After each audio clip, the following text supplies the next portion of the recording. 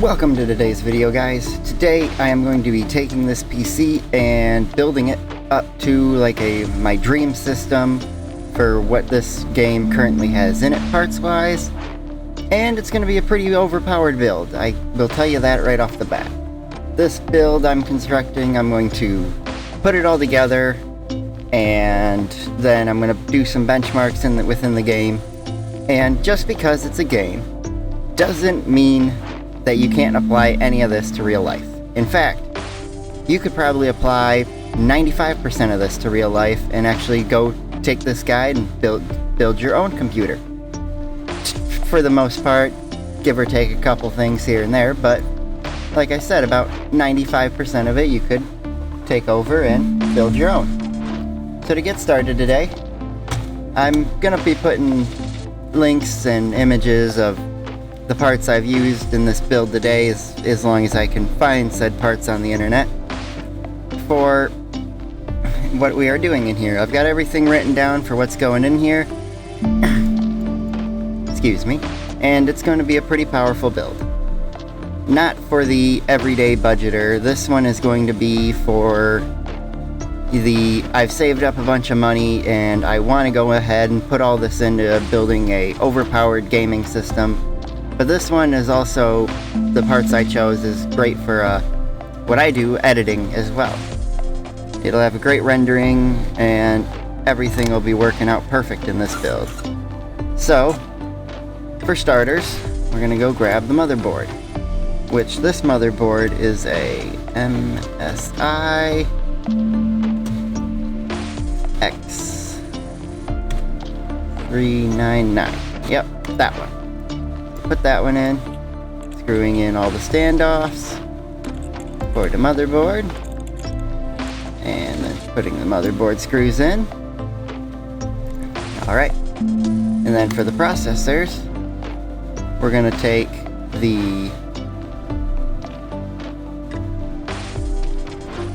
where'd it go? There it is. The Ryzen Threadripper 2990WX. It's a 32-core, 64-thread processor. It's got some power to it. And you cannot forget your thermal paste. And for the next part, we're going to install the cooler. And for this one, I have chosen a Antec, the Mercury 360 RGB. That goes right here. I'm gonna put in all those screws there, and then we're going to plug it in right there. Next thing I'm gonna do is open up all of the memory channels, because for this build I'm going to be using them all. And today for the memory we are installing, not that one. Alright. We are installing 16 gig sticks of, I chose Trident Z. One there. One there. One there. One there. And if you don't plan on building like a full system with all 8 slots populated, normally you'll just do slot 2 like that and slot 4 like that, because some motherboards only come with one side of memory channels. But for this build we're going all out, so of course we would populate all 8 slots and fill it like that. And now this system's got 128 gigs of memory. Should be able to run Chrome finally. I'm gonna get rid of those and those ones, I believe. Alright. Next step up is to stick it to insert the storage. And for this build, we're going with M.2 drives, and I chose some of, where'd they go? Right there. These ones, because of how fast they are. And for this motherboard, the M.2 slots are on the back of the board, so I can't really show how those go in, but it's very, very easy.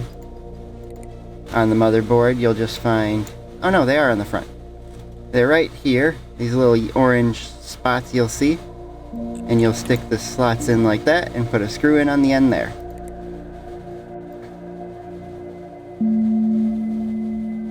Then we'll grab one more of those and put it in the middle there. Alright, and now I don't need to hook up any drives, and I've got 6 terabytes of storage on the motherboard.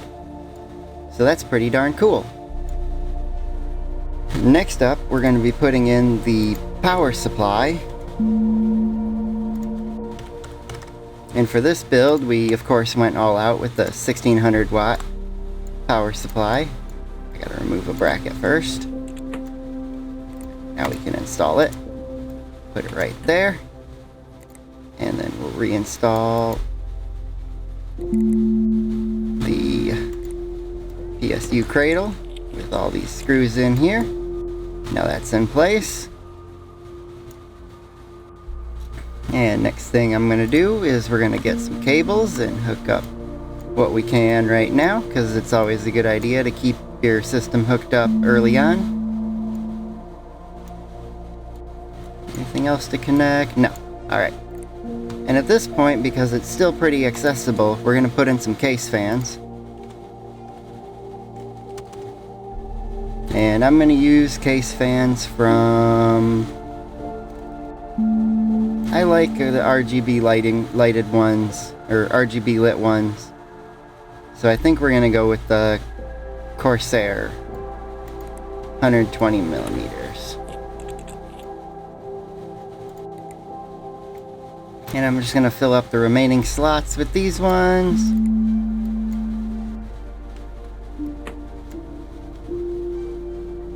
Remove the top first, apparently. Stick one there.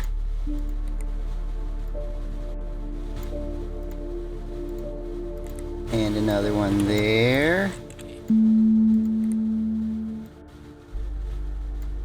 And another one there.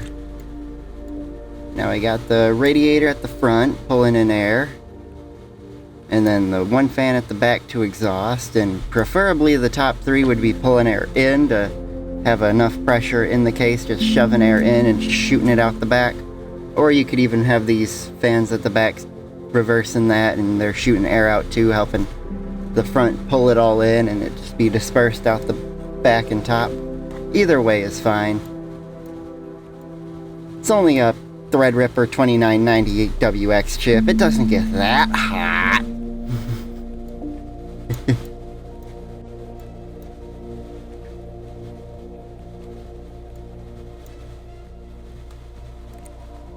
And then you'll take your fans and you'll find spots on the motherboard. Or, with some fans, you can even daisy chain them to each other like I did these 3. Or this one too. And then these cables come down and around, down to down here.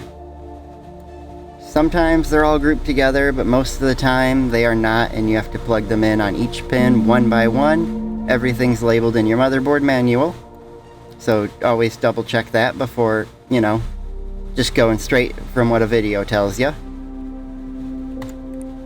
And the final thing we're going to install into this build is our graphics card, which for this one I went all out with the 2080 Ti, because why not? And actually for this one we're going with the NVIDIA,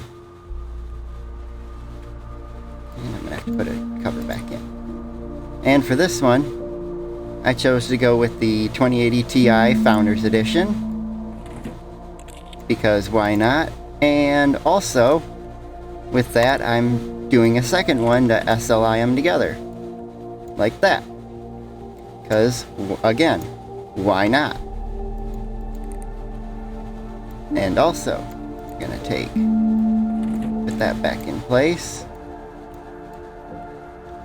And at this point, the majority of the system is done, and we're down to just putting stuff back together. Part back on the case. Dust filter back on. PSU shroud that I removed before. Beauty panel to hide cables and drives. Beauty panel for the back that also hides things. Close the back panel up. And go finish. Oh yeah. Almost forgot. You gotta plug in your graphics cards to power because they're pretty beefy and powerful and they take up a lot. And then you go ahead and you can plug in the rest of your system. Display power to the graphics card, to mouse and keyboard for the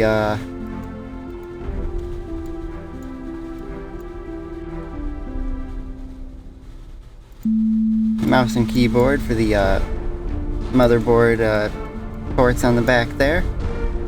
Then a power port for your power supply, of course. And one more thing I'm going to install is a USB drive for first time startup.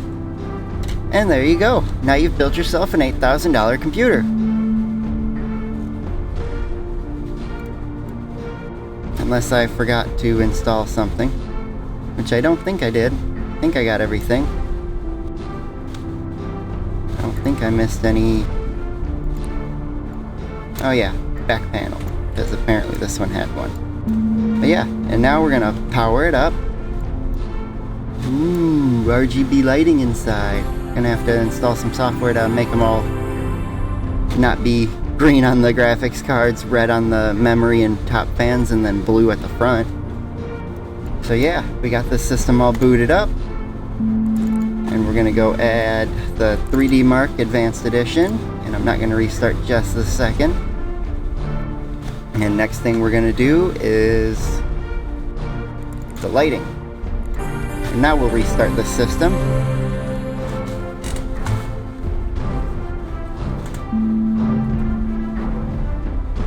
And we'll wait. Alright, now that's up. Now we're gonna go to 3D Mark Advanced Edition and we're gonna run. Now this will be taking the system and running it at the maximum it can do, as high as it can go for frame rate, and it'll test the GPUs and the CPU power. Basically stress testing it to the extent of this is what it is, the maximum of what it can do. And I'll speed this part up and see you in a moment.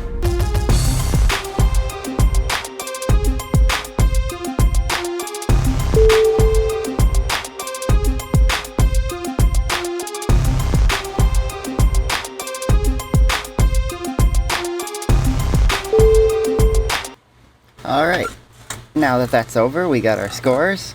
And this system is a very highly rated system. Because, I mean, we've got two 2080 Ti Founders Edition graphics cards and a Threadripper 2990 at WX. The other thing I wanted to do was we're going to go into the lighting.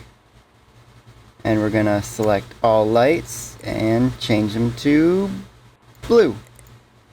And we're going to apply that. And we get to see all the fans and lights on the inside are all in blue now. Software is not difficult to change. We could even send it to green to match the NVIDIA, which that looks pretty good in there too. But anyways, I hope you have enjoyed this episode and maybe you learned something. I don't know. If you did, obliterate that like button down below.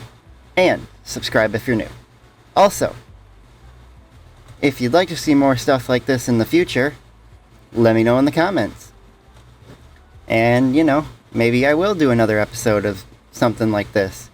These are fun, some of my favorite things to do. I love playing around with computer hardware and a little bit with the software, but not as much as I like the hardware. But anyways, I hope you enjoyed. Have a wonderful day, and I'll see you in the next one. Bye!